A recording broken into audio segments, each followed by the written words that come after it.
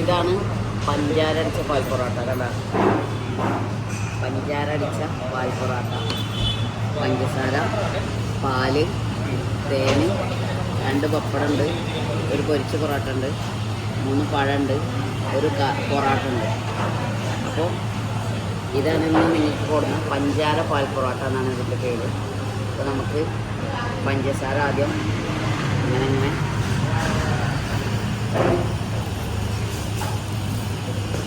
പഞ്ചസാര ഇങ്ങനെ ഇടാം. എന്നിട്ട് ജസ്റ്റ് ഒന്ന് പപ്പടം ഇങ്ങനെ ഒന്ന് പൊട്ടിക്കുക.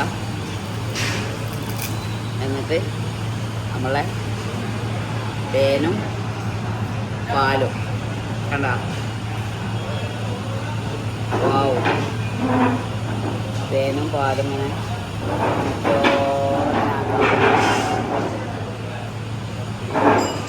ശേഷം ഇവിടെ വെച്ചിട്ട് നമുക്ക് പരത്താം.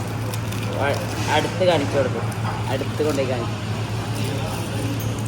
ഈ പഴവും പപ്പടവും നമ്മളെ പൊറാട്ടയും ഒക്കെ ഇങ്ങനെ നന്നായിട്ട് കുഴക്കണം. ഇങ്ങനെ കുഴച്ചിട്ട് ഇനി കട്ടിടാം.